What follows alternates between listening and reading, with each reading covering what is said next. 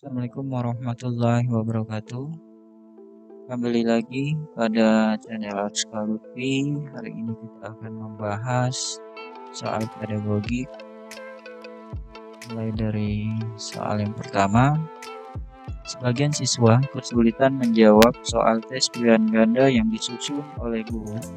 Hal tersebut disebabkan materi dalam soal sebagian belum dipelajari oleh siswa, karena materi tersebut seharusnya diberikan pada pertemuan berikutnya. Hal yang seharusnya dilakukan guru dalam menyusun soal pilihan ganda pada aspek materi adalah: A. Soal harus sesuai dengan indikator. B. Pokok soal harus dirumuskan secara jelas. C. Pilihan jawaban harus homogen dan logis. D. Panjang rumusan pilihan jawaban relatif sama. E. Butir tes tidak tergantung pada jawaban soal sebelumnya. Yang mana jawabannya? Jawabannya adalah yang A. Soal harus sesuai dengan indikator. Pada pembahasannya, secara umum kaidah penulisan soal pilihan ganda ada 3, yaitu 1 materi, 2 konstruksi, dan 3 bahasa. Kaidah penulisan soal pilihan ganda dari aspek materi ada 4, yaitu 1. Sesuai dengan indikator.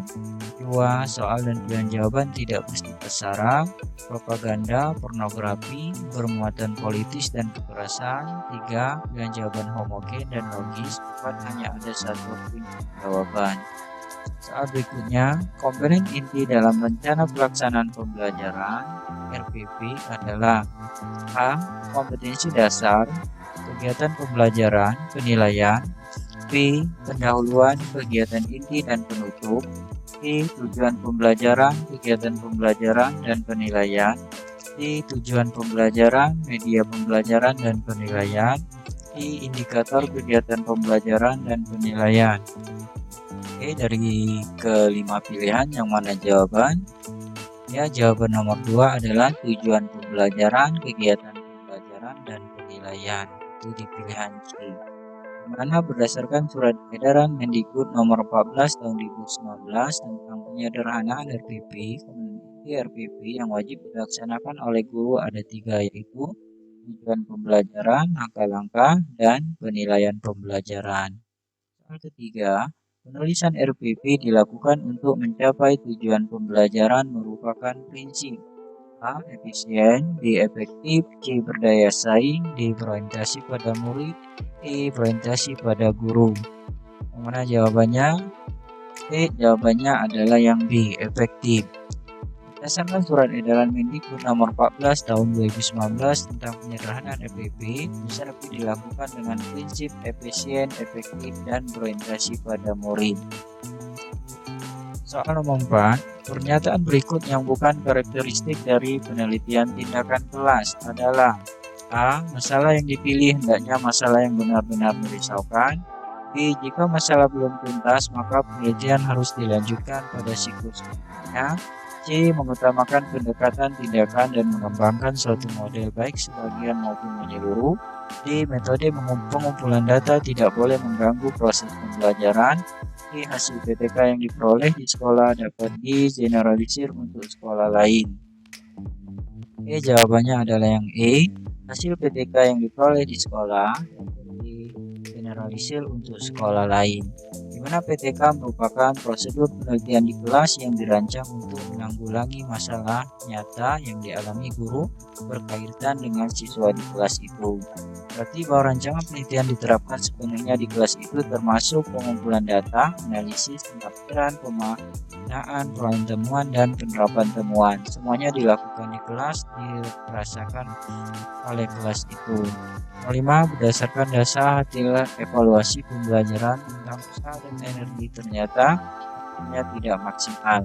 Dari 30 siswa dinyatakan belum tuntas, sejumlah 15 sehingga mengikuti program remedial, sedangkan yang dinyatakan tuntas jumlah 15 orang mengikuti program pengayaan.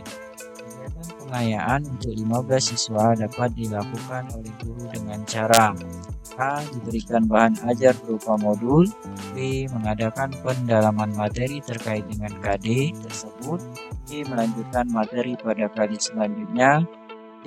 digabung dengan siswa yang belum tuntas ikut remedial. D. Memberi tugas mengerjakan lembar kerja siswa. Jawabannya adalah yang B. Mengadakan pendalaman materi terkait dengan KD tersebut.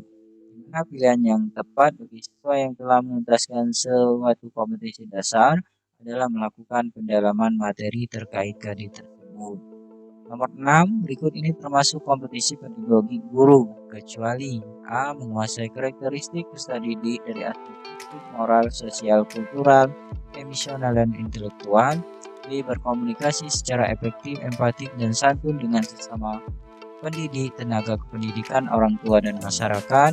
C. Berkomunikasi secara efektif, empatik, dan santun dengan peserta didik.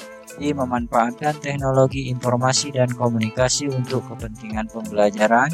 E. Menyelenggarakan pembelajaran yang mendidik. Jawabannya adalah yang B. Berkomunikasi secara efektif, empatik, dan santun dengan sesama pendidik, tenaga pendidikan, orang tua, dan masyarakat. Di mana kompetensi pedagogi guru terdiri atas 8 kompetensi inti, mulai dari menguasai karakteristik, menguasai teori belajar, mengembangkan kurikulum, menyelenggarakan pembelajaran, memanfaatkan teknologi informasi, memfasilitasi pengembangan potensi, berkomunikasi, menyelenggarakan penilaian dan evaluasi peserta serta hasil belajar. Nomor 7, seorang guru ingin membelajarkan dengan menggunakan strategi pembelajaran kooperatif, maka urutan tahapan yang tepat pada mode pembelajaran kooperatif adalah A. Kuis, bekerja kelompok, orientasi penghargaan kelompok. B. Kuis, penghargaan kelompok, bekerja kelompok, orientasi. C. Orientasi, penghargaan kelompok, bekerja kelompok, kuis. D. Orientasi, pengamatan, bekerja kelompok, kuis, penghargaan kelompok. D. Orientasi, bekerja kelompok, kuis, penghargaan kelompok. Jawaban yang tepat adalah E. Orientasi, bekerja kelompok, kuis, penghargaan kelompok. Di mana tahapan pada model pembelajaran kooperatif adalah orientasi, bekerja kelompok, kuis, penghargaan kelompok. Nomor 8, seorang guru mengajak siswa melakukan kunjungan ke suatu lembaga, namun sampai di lembaga tersebut belum ada petugas dan narasumber yang melayani. Untuk mengisi kekosongan waktu, guru tersebut memulai pembelajaran dengan memilih menggunakan strategi pembelajaran ekspositori. Perkembangan guru memiliki strategi tersebut untuk A. Ruang kelas yang terbatas, B. Setidaknya jumlah guru, C. Waktu belajar cukup banyak, D. Sumber belajar hanya dimiliki pendidik, E. Tidak ada sumber belajar dan media pembelajaran. Jawaban yang tepat adalah sumber belajar hanya dimiliki pendidik. Pembahasannya di mana pembelajaran ini menekankan pada proses penyampaian materi secara verbal seorang guru kepada sekelompok siswa dengan tujuan agar siswa dapat menguasai materi pembelajaran secara optimal. Nomor 9, kegiatan pembelajaran yang dirancang dalam bentuk permainan tebak-tebakan yang dilakukan dengan gerakan yang menantang. Kemampuan peserta didik merupakan salah satu strategi untuk mengaktifkan kecerdasan. A.